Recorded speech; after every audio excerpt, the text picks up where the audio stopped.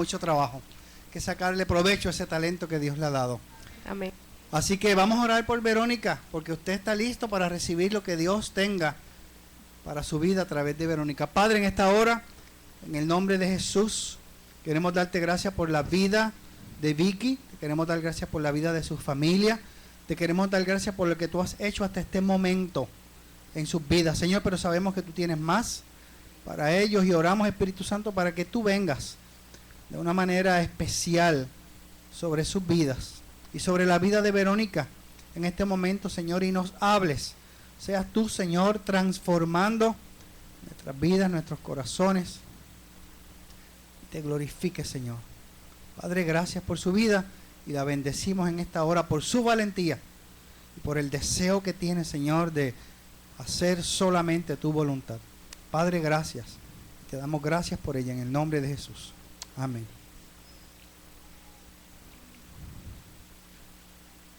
Muy buenos días. Tengo que confesarme y decirle que se me hizo tan difícil quitarme la corona el viernes. Pero le tengo que decir algo, pastor. Hubieron varias personas en McDonald's que se fueron con las coronas puestas. Sí, se encontraron dos familias de la viña y ambos tenían la corona puesta. Bueno, la duda en la vida del cristiano. Tengo dudas, ¿soy realmente cristiano? Es la pregunta que inquieta a muchos creyentes sinceros. Un día conocieron el evangelio, aceptaron su verdad aceptaron su mensaje como la verdad suprema, reconocieron a Jesucristo como su Señor y Salvador y desde entonces han procurado servirle lo más fielmente posible. A pesar de todo, en muchos momentos su fe parece debilitarse, envueltas en nubes de incertidumbre, y eso les produce perplejidad y un torturador desaliento. La pregunta es, ¿puede un creyente auténtico dudar de lo que ha venido a ser lo más preciado de sus convicciones? Vuelvo y pregunto, ¿puede un creyente auténtico dudar de lo que ha venido a ser lo más preciado de sus convicciones? Pues antes de que podamos contestar esa pregunta, vamos a contestarnos otra pregunta antes de que le encontremos respuesta a esta. ¿De dónde vienen las dudas? Ok. En muchas ocasiones no es posible contestar o ver de dónde vienen nuestras dudas, pero sí hay una forma de clasificarlas, y son las causas externas e internas. Entre las causas externas se relacionan con circunstancias que no dependen de nuestra disposición ni nuestras decisiones. Entre ellas pueden sembrarnos dudas la muerte de un ser amado, la pérdida de un empleo, un divorcio, el diagnóstico de una enfermedad terminal, una catástrofe global. Y entre otras causas externas también están las maquinaciones de Satanás, que, como dice el apóstol Pedro, anda como león rugiente buscando a quien devorar. Y entre las causas internas, la más importante es nuestro estado espiritual. Si nuestra vida no está alineada a la voluntad de Dios expresada en su palabra, si permanecemos en rebeldía y si existen áreas de nuestra vida que no están siendo sometidas al señorío de Cristo, tarde o temprano surgirán dudas persistentes que amenazarán con destruirnos. Ahora bien, hay 4 tipos de dudas, que son las preguntas que nos hacemos los que dudamos. Las dudas se clasifican en, dudas de tipo intelectual. Las dudas de tipo intelectual tienen que ver con la existencia, el carácter y la providencia de Dios. ¿De veras Dios es justo y misericordioso? Y si es así, ¿por qué permite tanto sufrimiento? Otras veces surgen de la lectura y el estudio de la Biblia. A veces nos volvemos críticos y llegamos a conclusiones y teorías que socavan la veracidad y la autoridad de las Escrituras. Por otra parte, tenemos las dudas de tipo existencial que tienen su origen en circunstancias adversas, como habíamos dicho anteriormente. Estas tienen que ver con enfermedad, inseguridad económica, sufrimiento, pobreza. ¿Por qué, Señor? ¿Por qué? ¿Debo creer en la promesa que no me dejarás ni me desampararás? También tenemos la duda de origen espiritual. ¿Puede un Dios tan grande preocuparse por mí, un ser tan insignificante, lleno de defectos? También tenemos las dudas por causas anímicas. Se conoce en la medicina psicosomática que hay una estrecha relación entre el organismo físico y la mente. Por otra parte, también el estado psíquico influye en el espiritual, a menudo con efectos negativos. Por ejemplo, en muchos casos las dudas se acrecientan cuando la persona está deprimida. Y convierte lo sagrado y lo más querido en niebla, en una oscura niebla. También es importante que usted sepa que la duda no es incredulidad. La duda no es incredulidad, son dos cosas diferentes. En la Biblia lo opuesto a la duda, lo opuesto a la fe no es la duda, sino la incredulidad. Hay una gran diferencia entre estas dos palabras. La palabra incredulidad se refiere a la decisión consciente y deliberada de rehusarse a creer y obedecer a Dios. Por otra parte, duda implica ambigüedad. Dudar es vacilar entre una creencia y otra. Implica decisión entre creer y no creer. Quien duda tiene por definición algo de fe, de lo contrario ya se hubiera decidido por el no. En otros términos, que es la que yo me aplico, la duda es el anhelo melancólico de estar seguro de las cosas que creemos. Ahora bien, sin embargo, la duda puede llegar sigilosamente en los momentos, la incredulidad puede llegar sigilosamente en momentos de duda.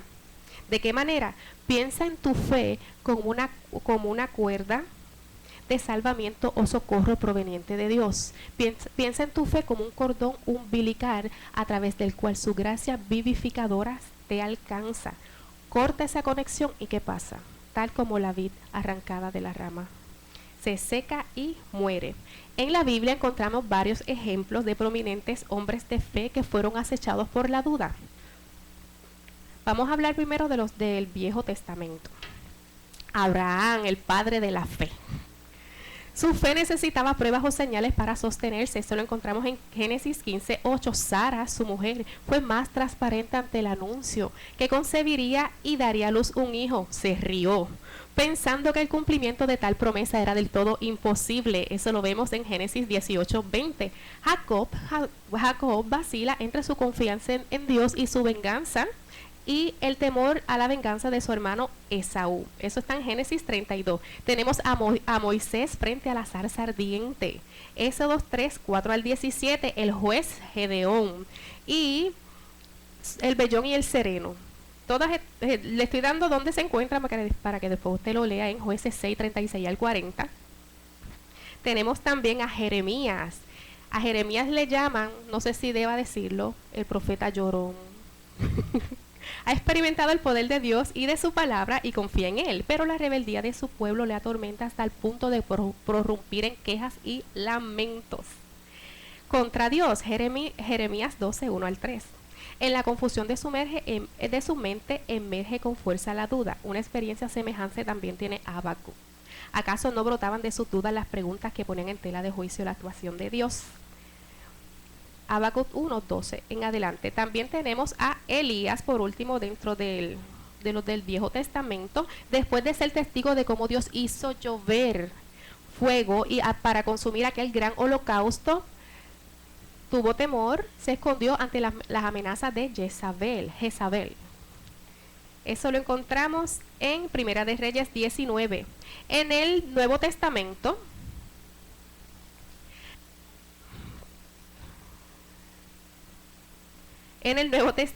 también encontramos ejemplos de fieles creyentes que también tuvieron dudas.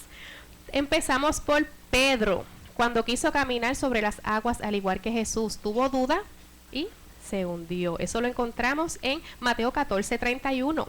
Tenemos a Juan el Bautista, el precursor de Jesús. Después de haber pregonado la venida del Mesías, el que quitaría el pecado del mundo, fue encarcelado y desde allí envió a los apóstoles a preguntarle a Jesús si era el que había que venir o tendría que esperar otro. Tenemos Mateo 11:2-3. Tenemos también los discípulos de Jesús después de su resurrección. Atemorizados creían que veían un espíritu. Lucas 24:37-38. Y por último, la más famosa, la incredulidad de Tomás, que hasta que él no metiera su dedo en las marcas o su mano en el costado, no creería. Todos estos ejemplos nos muestran que ningún cristiano está exento o libre del conflicto entre creer y no creer, entre aceptar sin titubeos la palabra o aceptarla a medias. Esta experiencia en sí puede no ser nada de pecaminoso, pero encierra el peligro que si se prolonga, acabe debilitando nuestras convicciones y nuestra voluntad, con peligro en caer en sí en la incredulidad y desobediencia a Dios. No olvidemos que el primer pecado tuvo su origen en la duda, la de Eva, cuando la serpiente sugirió la posibilidad de que no fuese verdad lo que Dios había dicho. Eso está en Génesis 3:1. Entonces, ¿la duda es buena o es mala? Bueno, puede ser buena o mala dependiendo la causa y sobre todo de lo que hagamos con ella. En ese sentido, la duda se parece a varias experiencias humanas, como por ejemplo la imaginación, que es un don de Dios y es importante para la creatividad y para concebir cosas que van más allá de nuestro conocimiento. Sin embargo, una imaginación fuera de control por la inteligencia puede llegar a convertirse en un delirio psicótico. También tenemos el temor, que puede ser bueno o malo. ¿Por qué? Porque nos ayuda a proteger de muchos males, pero el temor incontrolado puede tornarse en paranoia. Un último ejemplo que puede darse entre tantos es el dolor. Muchos tienden a pensar que el dolor como algo negativo, pero la verdad es más compleja. Es cierto que el dolor es causa de sufrimiento y desde muchos tiempos el hombre ha buscado remedios para controlarlo. No obstante, la capacidad de experimentar dolor es esencial para nuestro bienestar e incluso para nuestra supervivencia. Las sensaciones dolorosas normales son señales de alarma que nos advierten un daño real o potencial a nuestro cuerpo. Y ahora, de manera análoga, aunque la duda puede ser la causa de gran sufrimiento, también puede funcionar como una bendición que nos permite avanzar en el camino de la fe. ¿Cómo? ¿Cuál es el lado más soleado de la duda? La inmunidad. Es que adquirimos una inmunidad que nos protege de la credibilidad. Ser crédulo significa creer en cualquier cosa. Una fe firme y experimentada en combatir dudas nos protege de muchos engaños. Se ha dicho que una fe así reconstruida es superior a una fe heredada que nunca ha tenido que soportar la tensión de una intensa tormenta de prueba. Si la fe nunca se encuentra con la duda, si la verdad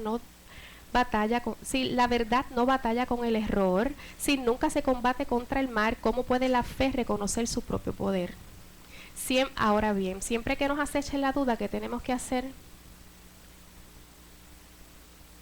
Buscar las pisadas de Dios. Esto me recuerda a un poema que había, no sé si algunos leyeron el poema de las pisadas de Dios, que él se pone a ver una foto y dice, pero yo estoy viendo más que unas pisadas, y él dice, sí, porque era yo quien te cargaba en mis brazos.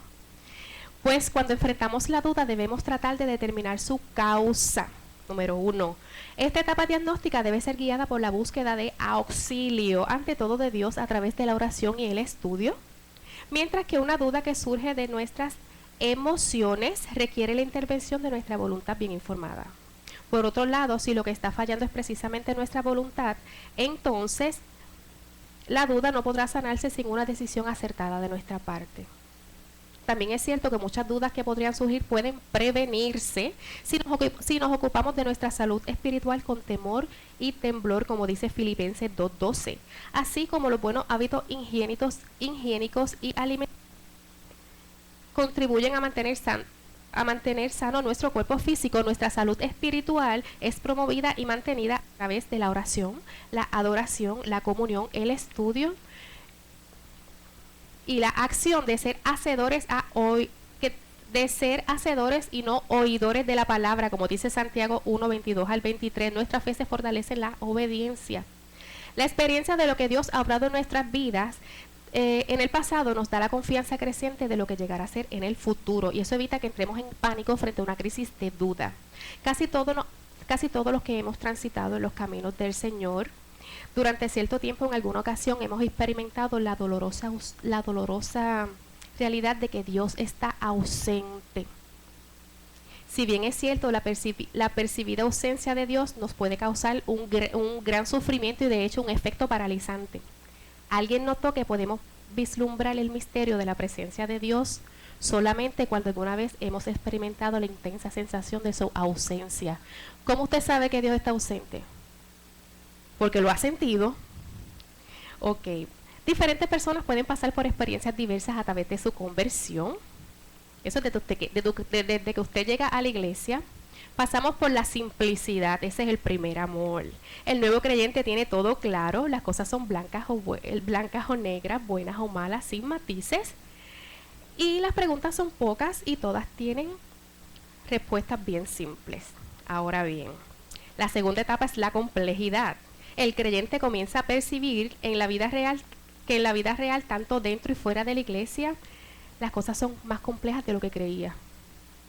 Piensa que eso es como una fórmula mágica. La tercera etapa es la de perplejidad. Frente a la percepción de una realidad tan compleja, podemos sufrir confusión y experimentar diversas clases de dudas, incluso padecer de una crisis de fe. Por otra parte, si persistimos, vamos a llegar a la etapa de madurez. Al llegar allí, es probable que hayamos resuelto muchas de nuestras dudas, pero que otras persistan.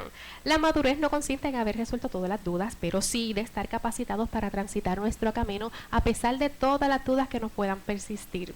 De hecho, las dudas pueden enseñarnos a ser pacientes y humildes, que de hecho esa debería ser la etapa de madurez. La cuarta etapa es la de humildad. Debemos resistir la tentación de pensar que porque nosotros no tengamos respuesta a nuestras dudas, tal respuestas no existen. Por el contrario, al admitir que no tenemos la respuesta a todas nuestras dudas, estamos ejercitando la humildad. Al transitar nuestra vida cristiana nos damos cuenta que solamente hay unas pocas verdades centrales de las cuales depende nuestra salvación y están establecidas más allá de toda duda.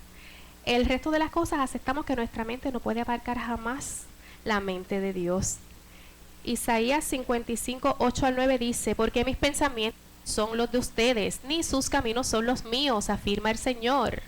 Mis caminos y mis pensamientos son más altos que los de ustedes, más altos que los cielos sobre la tierra.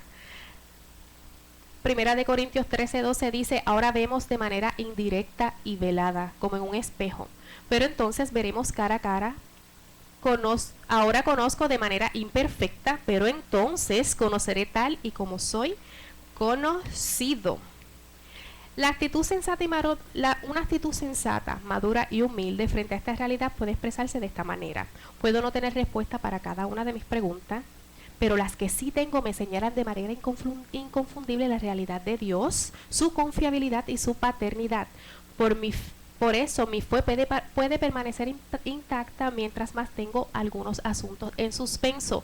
Vuelvo y repito, puedo no tener respuesta para cada una de mis dudas o preguntas, pero las respuestas que sí tengo me señalan de manera inconfundible la realidad de Dios, su confiabilidad y su paternidad. Por eso mi fe puede permanecer intacta mientras mantengo algunos asuntos en suspenso.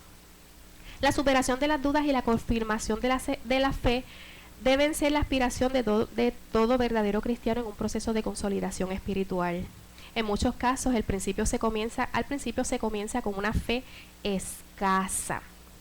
En estas partes, Mateo 6:30, Mateo 8:26, era cuando Jesús le decía: hombres de poca fe, si tuvieran fe como un granito de mostaza. A veces él decía: ¿hasta cuándo tendré que soportar? Así le decía a él. También tenemos la fe agonística, que lucha contra el descreimiento y la desconfianza. Esto pasó cuando el padre del muchacho fue a llevarle el niño endemoniado y se dio cuenta que los discípulos no habían podido lidiar, y Jesús le dice: para el que tiene fe todo es posible, y él sinceramente le dice: sí creo, pero ayúdame en mi poca fe. Hay otra versión que dice: ayúdame en mi incredulidad. También hace referencia a una fe creciente. Estamos viendo los niveles de fe bíblicamente.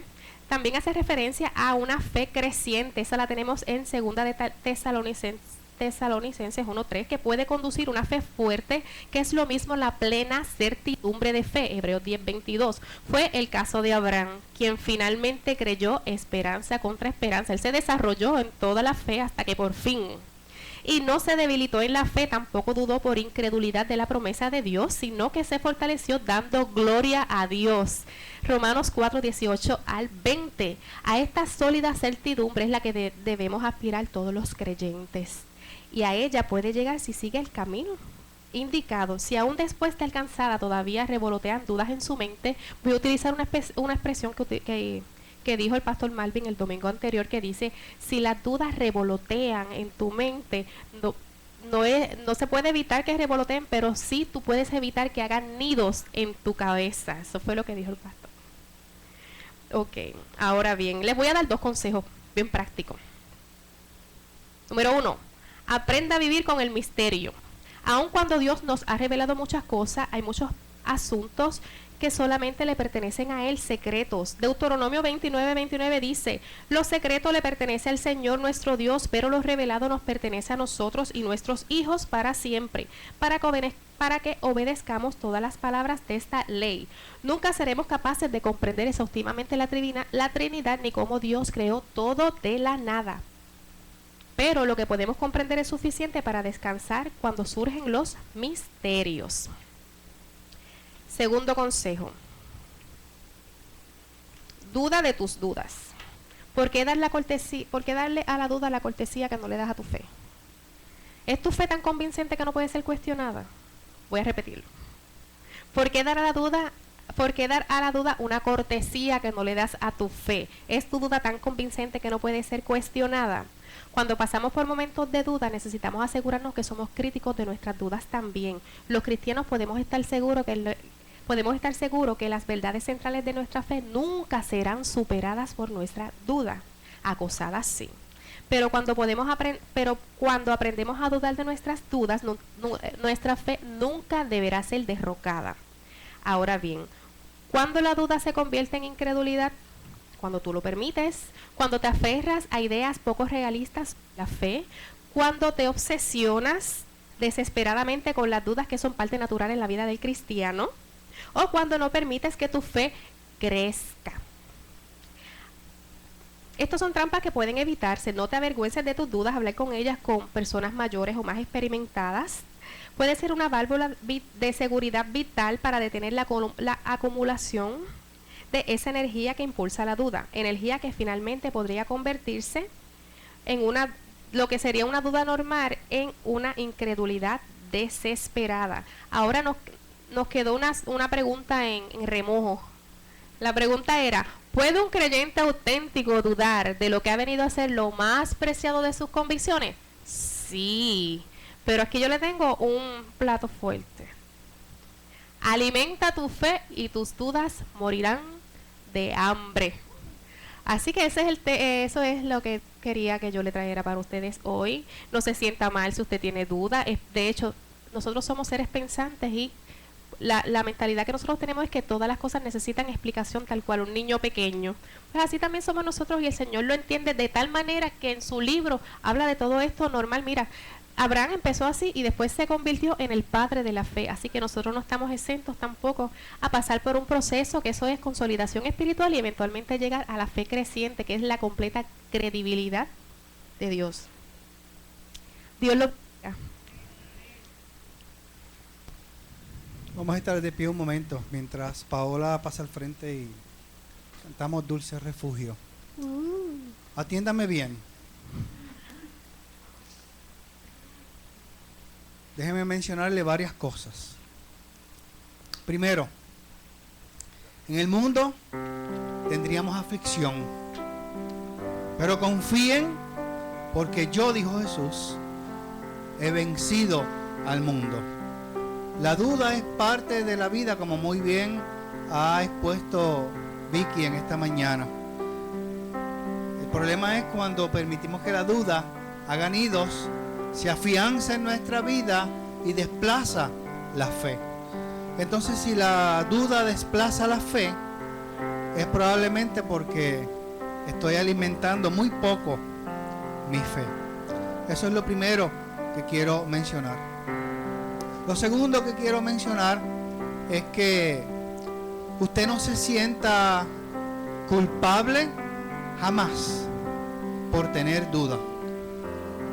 Si Tomás no hubiese tenido dudas, usted y yo no pudiéramos estar tan certeros, tan claros de la resurrección de Jesús, porque fue Tomás el que metió su mano, sus dedos en las cicatrices de Jesús y metió su mano en el costado de Jesús.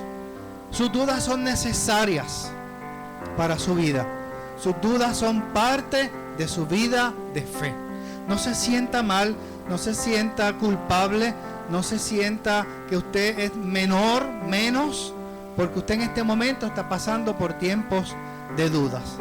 Y tercero, hay días o hay temporadas en la vida del cristiano que usted va a sentirse que usted puede caminar sobre el agua al ladito de Jesús. Es más, usted le puede pasar por el lado a Jesús caminando sobre el agua.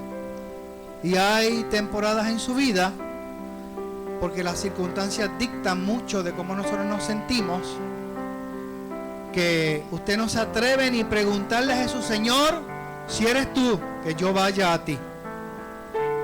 Hay temporadas y hay tiempos, y Dios ha diseñado para usted y para mí diferentes temporadas de nuestra vida para pasar tiempos de mucha dificultad y fortalecer nuestra fe, y para pasar tiempos rositas, fáciles, sencillos, donde vamos cabalgando en fe por nuestra vida, creciendo aún más en la voluntad de Dios.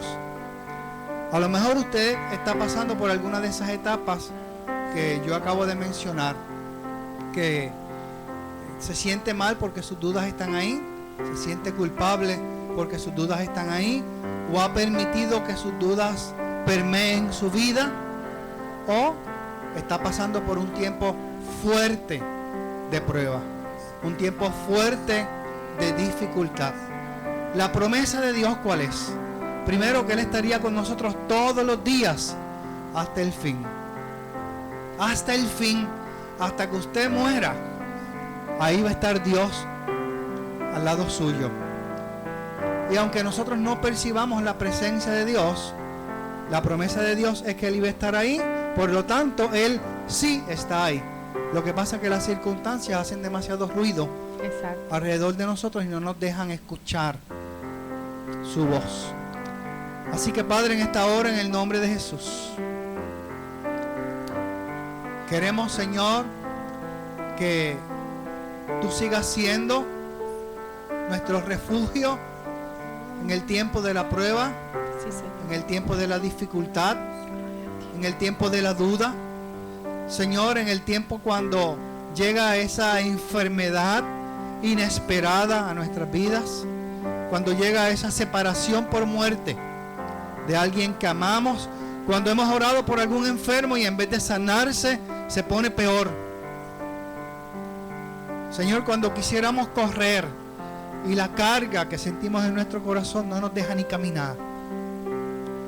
Señor, en tiempos de duda, sé nuestro refugio, sé nuestra fortaleza.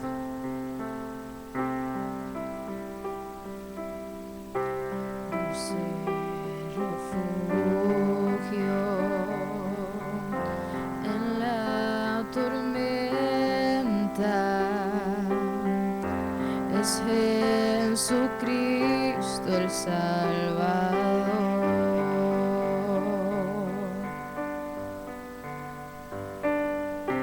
Él me alienta y alimenta con su palabra y su amor.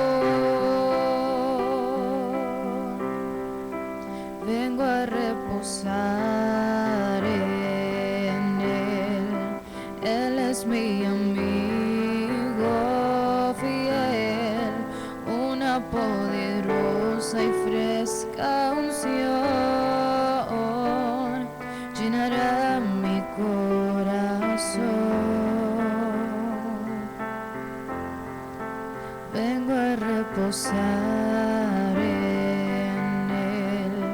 Él es mi amigo fiel, una poderosa y fresca unción llenará mi corazón. Padre, en esta hora te queremos dar gracias porque tus promesas no cambian. Tú eres el mismo ayer, lo eres hoy y lo serás siempre. Tú eres fiel, en ti no hay sombra de variación. Señor, tú no dudas. Tú eres Dios. Tú eres Dios. Padre, gracias, porque en los momentos de dificultad hemos visto tu mano.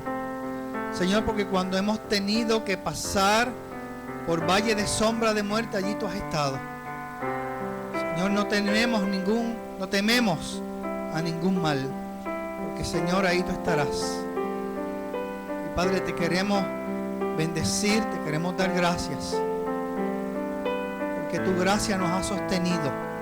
Si hasta este momento, Señor, tú nos has ayudado, nos vas a continuar ayudando. Si hasta este momento tú nos has sostenido, nos sostendrás. Si hasta este momento nos has provisto, no dudamos de tu provisión. Señor, yo ato toda maquinación del enemigo, todo plan de Satanás que quiere venir a robarnos la fe, a querer estabilizar duda en nuestras situaciones. Señor, danos ese empujón en este día que necesitamos para salir, Señor, de esa espiral a algunos de nosotros. Padre, y a ti daremos la gloria, la honra y la alabanza. Gracias, Señor, porque nos sostienes, porque nos ayudas, porque nos alientas, nos confortas. Gracias, Espíritu Santo, por tu presencia. Gracias, Señor, porque si cierras una puerta, es porque vas a abrir alguna mejor. Señor, porque si nos trancas el paso por algún sitio nos vas a dar la salida. Padre, gracias. No dudamos de ti. Señor, como aquel hombre cuyo hijo estaba endemoniado. Señor, ayúdanos en nuestra incredulidad. Ayúdanos en nuestra poca fe. Ayúdanos en donde estamos, Señor. E impúlsanos hacia donde nos quieres llevar. Gracias, Señor. Yo le voy a pedir a los pastores, a los líderes que están por acá, que vengan al frente un momento, porque a lo mejor Dios le ha hablado de alguna manera o de otra a través de la palabra que Vicky ha traído. A lo mejor usted está pasando por esos tiempos difíciles. A lo mejor usted necesita una palabra de consuelo, una oración individual para usted, de consuelo y de aliento.